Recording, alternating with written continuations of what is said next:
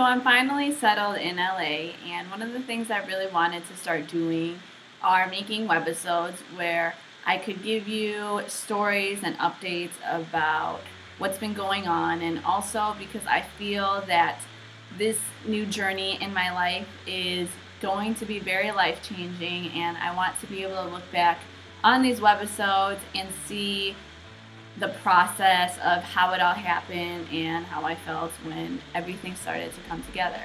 So the first one I have for you is about why I really went to Los Angeles. And when I made the announcement about this move, I kind of made it seem like it was because of my job offer from HotNewHipHop.com. But while that is one of the bigger reasons why I came here, it's not the main one. And I feel the need to tell you this story because I think it will inspire you to follow your heart and go after your dreams. And it's just a crazy story in itself, so I'll just tell you now. So I went to LA in the end of May, and I was out here for work. And on one of the last days that I was here, I had an interview with an Interscope artist. And following the interview, her manager asked me what it is exactly that I wanted to do. And like I tell everybody, I want to have my own show and just be on camera. Usually when I tell this story, or well, not my story, my dream, people say, oh, that's really cool, or oh, I could totally see you doing that. But no, her manager said something that threw me off guard, but he made a very valid point. And he asked, then why are you in Chicago? So I told him because I grew up there and that's where my career started. And his main point was, well, if you were in LA, you could have an interview every day if you wanted to, and was saying that if I worked that hard in Chicago, a tougher market, imagine what more I could do in a bigger market, because I mean, it's Hollywood, it's where everybody is. So he put that idea in my head, and while I knew that someday I would want to move to LA or New York, I didn't think it would be 4 months later from the day that he asked me that question. So I was on my way home. I had to take the train back home, and I just kept like debating, okay, do I leave Chicago where my family is, where I'm comfortable and where everything is easy when it comes to work, or do I drop all of that or not and risk starting over in a whole new world, it felt like. And I don't know, it was just, I felt that I needed to make a decision right away for some reason, and so I started to pray about it and was asking God what it is that I should do, because I had no idea. I couldn't decide. So while I'm praying about it, I was off of the train by this time, and I was walking on the sidewalk going this way, and then there was another person coming this way, and this person was twitching and screaming at people and walking very, very fast. So of course I was trying to avoid her and wanted to cross over to the other street, but unfortunately couldn't because a train came, so I got stuck on that sidewalk. So I just pulled out my phone and pretended like I was busy and listening to music, because I was scared this lady would kick me if we made eye contact, and I was trying to avoid that. But since I'm awkward and knew what it was that I was avoiding to do, of course, I did exactly what I didn't want to do, which made eye contact. So what happened was, we were walking like this.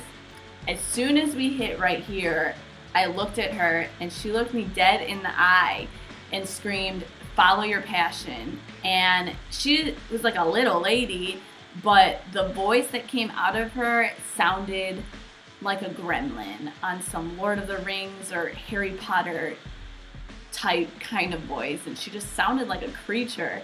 And she didn't even stop or anything, because she just kept walking. And when I turned around, after I was frozen for a little bit because I couldn't believe she just screamed that at me, she looked like a little dot because of how fast she was walking. So this lady was moving, and I stopped walking, and my best friend James was about 5 feet in front of me, and he turned around and was like, "Were you just talking to that lady?" So I knew I wasn't crazy because he heard her too. So ever since that day, I have not been able to get her voice out of my head when she said, "Follow your passion." And as soon as I got back to Chicago, I told my family and my close friends what I was going to do. I said I was going to leave by the first week of September, around Labor Day, because my brother would be going to school by then, and all my cousins would be starting up school and work, and it would be easier for me to leave because there was no way I was leaving them before that. So I chose the date, and I spent all of June, July, and August applying at these different jobs. Just because, I mean, I didn't know anybody out there, and I didn't think I'd be able to make the connections like I could in Chicago, so I was kind of starting to panic, but I knew either way I had to go. So what happened was, when I finally stopped applying, I got an email randomly from Hot New Hip Hop just offering me this job, and it was crazy because to be honest, I didn't even know how to even get in touch with them, or I'm not super familiar with all of the hip hop sites. And so when he emailed me, he explained the company, and then I didn't realize how big it was until I asked my friends if they knew who that company was. And long story short, I took the offer, and now I'm here, and everything's been going great. I can't even explain how this last week has been, really, or last 2 weeks, I guess you could say.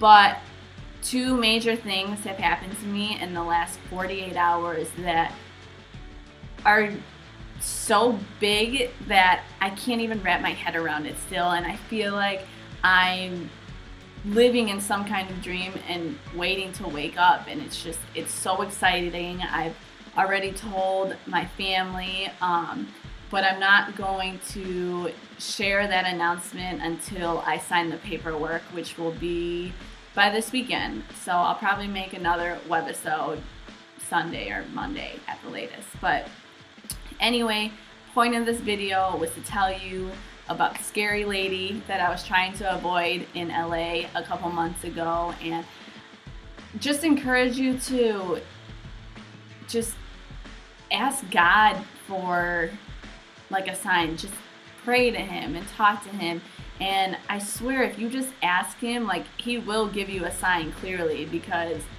she screamed that at me while I was praying about it and thinking about it. And I don't know, if you are waiting for a sign to do something, or you're scared to follow your heart or take some kind of risk, don't, because everything will fall into place. So if you are looking for that sign, let me be that sign. Let this webisode I made and the story of the scary lady be that sign to follow your passion, take risks, and go for your dreams, because I just knew if I didn't go that I would have probably regretted it, and I would have never been able to take Scary Lady's voice out of my head.